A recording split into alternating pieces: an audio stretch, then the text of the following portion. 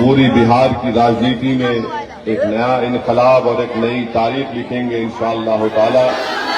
और हम यहाँ पर अपनी एक सियासी लीडरशिप को बनाएंगे। एक सवाल पूछना चाहता हूँ, आखिर कब तक हमारे वोट को कमज़ोर समझा जाएगा? बिहार के गरीब, दलित और मुसलमान भाइयों को आज डराया जा रहा है। स्पेशल इंटेंसिव रिवीजन के नाम पर कहा जा रहा है कि अपनी नागरिकता साबित करो, नहीं तो वोटर लिस्ट से नाम कट जाएगा। मैं पूछता हूँ, क्या भारत का संविधान यही सिखाता है? क्या वोट देने के लिए अब गरीब को भी अपने अस्तित्व सबूत देना पड़ेगा? भाइयों, यह देश हम सबका है, हिंदू का भी, मुसलमान का भी, सिख ईसाई सबका है, लेकिन कुछ ताकतें चाहती हैं कि सिर्फ एक धर्म की आवाज़ सुनी जाए।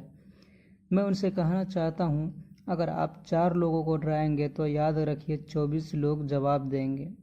हमें अपनी पहचान नहीं भूलनी है। हमें अपने बच्चों के लिए, अपने हक के लिए, अपने संविधान के लिए खड़ा होना है। मैं बिहार के नौजवानों से कहता हूँ, अगर सच्चा बदलाव चाहिए तो अपने वोट को बेकार मत जाने दो। यह मजलिस तुम्हारी आवाज़ है, ये तुम्हारे हक की लड़ाई लड़ती रहेगी, चाहे मैदान पटना का हो या किशनगंज का या हैदराबाद का। इंशाअल्लाह हम सब मिलकर इस देश के संविधान और इंसाफ की हिफाजत करेंगे। आमीन। पूरी बिहार की राजनीति में एक नया इनकलाब और एक नई तारीख लिखेंगे इंशाअल्लाह ताला। और हम यहाँ पर अपनी एक सियासी लीडरशिप को बनाएंगे। सवाल पूछना चाहता हूँ, आखिर कब तक हमारे वोट को कमज़ोर समझा जाएगा? बिहार के गरीब, दलित और मुसलमान भाइयों को आज डराया जा रहा है। स्पेशल इंटेंसिव रिवीजन के नाम पर कहा जा रहा है कि अपनी नागरिकता साबित करो, नहीं तो वोटर लिस्ट से नाम कट जाएगा। मैं पूछता हूँ, क्या भारत का संविधान यही सिखाता है? क्या वोट देने के लिए अब गरीब को भी अपने अस्तित्व सबूत देना पड़ेगा?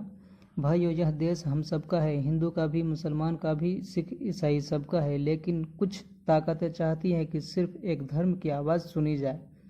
मैं उनसे कहना चाहता हूँ, अगर आप 4 लोगों को डराएंगे तो याद रखिए 24 लोग जवाब देंगे।